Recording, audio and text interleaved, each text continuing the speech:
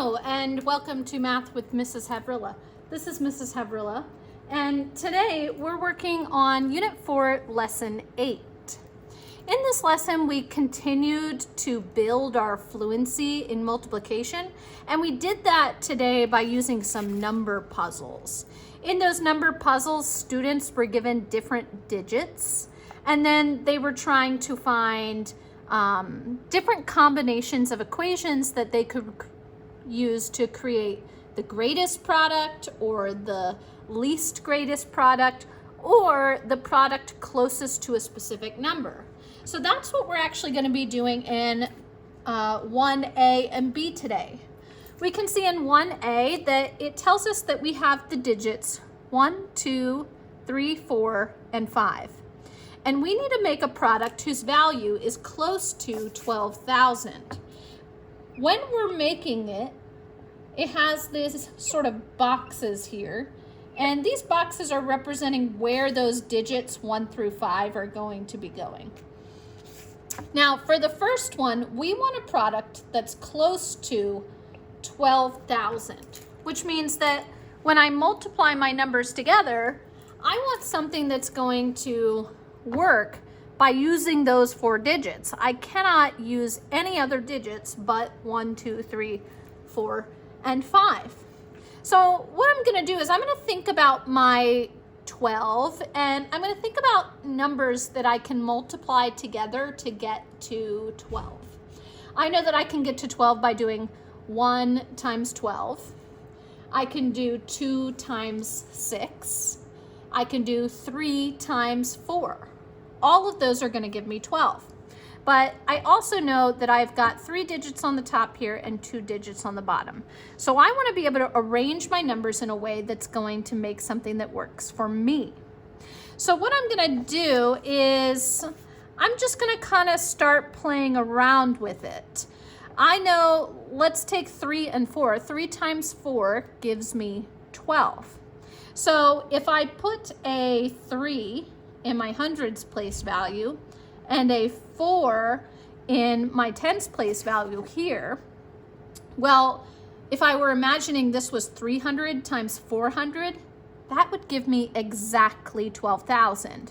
But I'm having to get a value that's close to 12,000 because I don't have any zeros to use.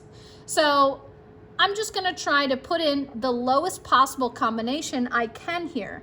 And in order to come up with that lowest possible combination, I'm going to go ahead and put my highest numbers that are left over, the 5 and the 2, into my ones place value. And then I'm going to put the 1 in my tens place value. That way when I multiply, I can be as close to 300 as possible and as close to 40 as possible.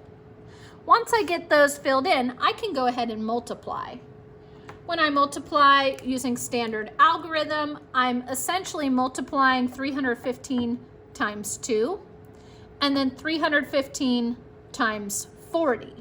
So I'll start with times 2. Starting over here on the right-hand side, I'll do 2 times 5, which is 10. So I'll place the 0, regroup that unit.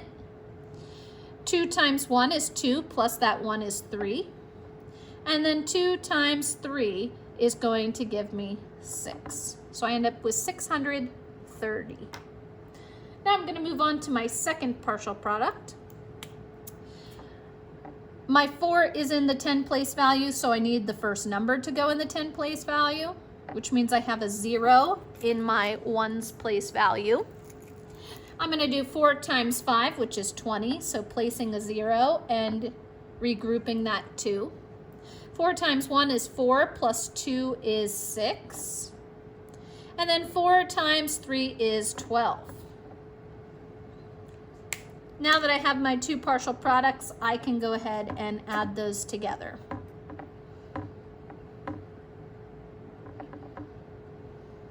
And I end up with the answer 13,230, which I can say is close to 12 because both of those numbers, when I'm rounding to my nearest 10,000s, would round down to 10,000. So I'm going to go ahead on my paper. I'm going to fill in all of those spaces that I had for my digits. I'm going to put my answer below, making sure on your paper that you're putting your partial products as well and showing all of your work. All right, so that was the first one. The first one wanted us to come up with a number close to 12,000. For the second one, they want us to come up with a much smaller number. The number is 5,000. But you'll notice, again, I'm using the digits 1, 2, 3, 4, and 5. So I have to be able to make a number that is a lot smaller using the same digits. So when I look at my problem here and I'm thinking about my 5,000, thinking about the numbers I have, well, I know that 5 times 1 is 5. So maybe if I put a 5 somewhere, perhaps my tens place value, and then I put a 1 in my 100 place value, maybe that'll get me close to 5,000. So I'm going to go ahead and put the 5 here and the 1 up here. Because if I were to do this, again, this 12,000, sorry, should be 5,000 now. If I were to multiply 100 times 50, well, that would give me 5,000. So hopefully by filling in my other digits, I can try to keep it as low as possible. If I want it as low as possible, what I'm going to do is I'm going to put my next two highest numbers, the 4 and the 3, over here. So let me just go ahead and I'll put the 3 up here and the 4 down here. And then I'll put the 2 in the middle. So I'm trying to stay as close to 100 as possible, as close to 50 as possible, knowing that 100 times 50 is 5,000.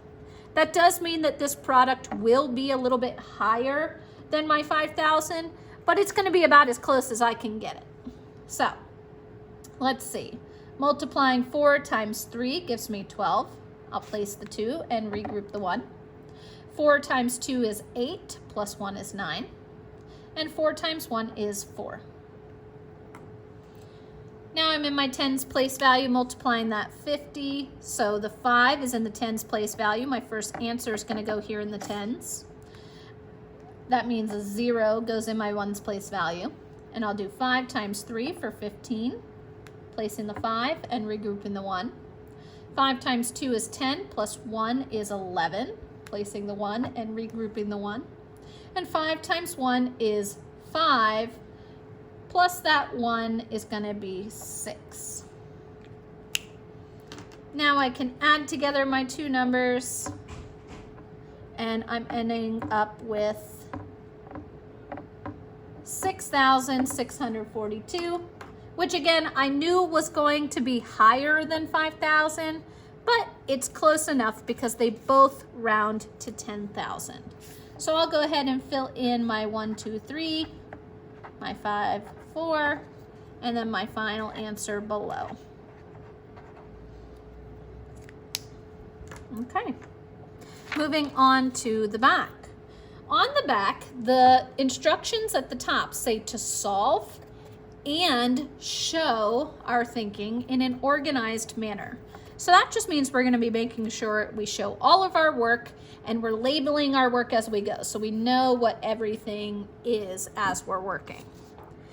The problem says, so far, Carmela has collected 14 boxes of baseball cards.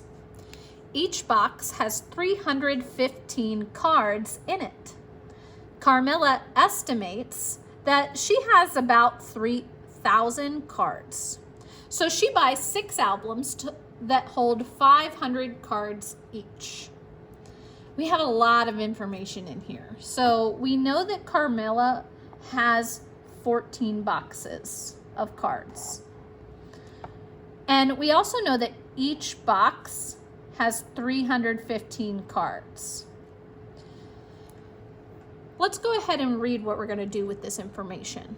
Number 1 says, will the albums have enough space for all of her cards? Well, in order to know the answer to this, we need to figure out first how many cards does she have? And second, how much space is in these albums? The albums, we can see there's 6 albums that each hold 500 cards. Let's start with how many cards Carmela has. So what I'm going to do is I'm going to write down 14 boxes, because this is how many Carmela has already collected. And then I'm going to multiply that times 315 cards. Ooh, but I'm noticing that 315 has 3 digits. And we can multiply it this way, but I'm actually going to switch it because that's going to make it have only 2 partial products instead of 3 partial products. So I'll start with 315 times 14. And I want to make sure I label it. So the 14 represents how many boxes she has. The 315 represents how many cards in a box. All right, so let's multiply. We have 4 times 5 for 20, placing the 0 and regrouping the 2. 4 times 1 is 4, plus 2 is 6. 4 times 3 is 12.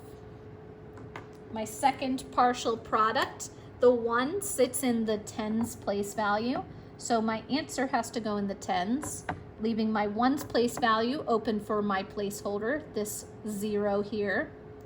And then I'm going to do 1 times 5 for 5, 1 times 1 for 1, and 1 times 3, which is 3. I'll add these 2 partial products together.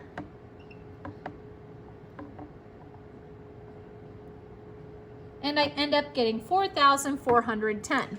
But what is this number? Well, we took the total number of cards in a box and multiplied it by the number of boxes that Carmela has collected. And that is going to tell us how many cards Carmela has in total. So I'll just write cards total. Or you could write total cards. Now that we know how many total cards she has, we need to figure out how much space is in that album in order to help us answer what A is asking. Do we have enough space for the cards? So over here on the left-hand side of my paper is where I probably would have written in this work. And now on the right-hand side of my paper is where I'm going to figure out, do I have enough space? Well, I can find that out by taking the total number of albums that Carmela bought and multiplying it by the number of cards that each album holds. We know that each album holds 500 cards.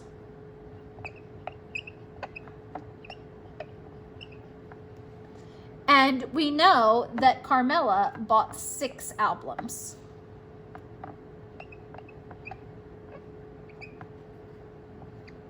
That means I can multiply these 2 numbers together to figure out how many cards can be held in these 6 albums. I'll go ahead and do 6 times 0, which is 0, 6 times 0, which is 0, and then 6 times 5, which is 30. What is this 30,000 or 3,000 that I have here? This is the space for all the cards. That means we have enough space to hold 3,000 cards. But unfortunately, Carmela has 4,410 cards. So she does not have enough space. I'm going to go ahead on my paper and write that she does not have enough space.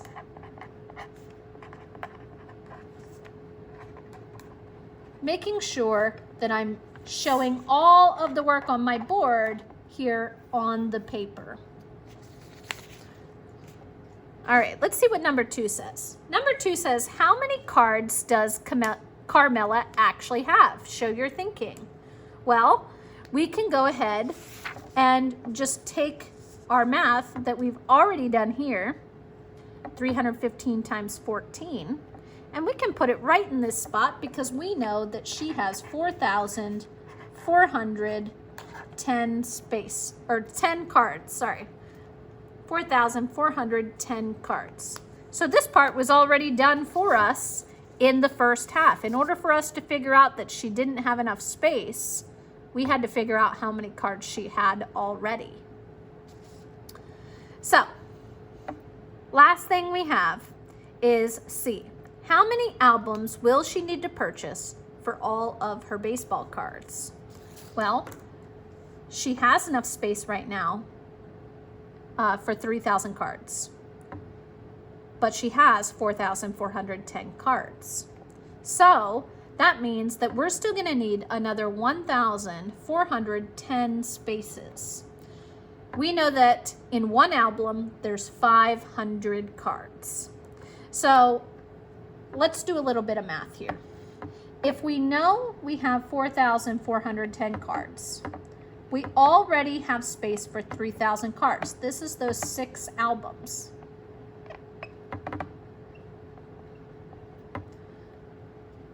Then we know, after we do that subtraction, that we need another 1,410 spaces. One album holds 500 cards. That means 2 is going to hold 1,000 cards, which still is not enough. So 3 is going to hold 1,500 cards, which would be enough.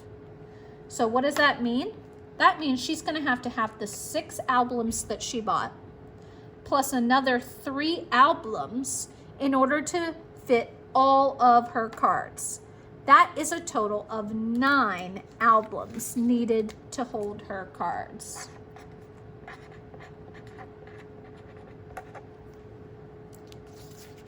Accounting for the 6 albums that she started with, and then the 3 more that she's gonna have to buy for all the spaces that are still needed. All right, I hope you enjoyed that lesson, and come back next time for help with your homework sheet.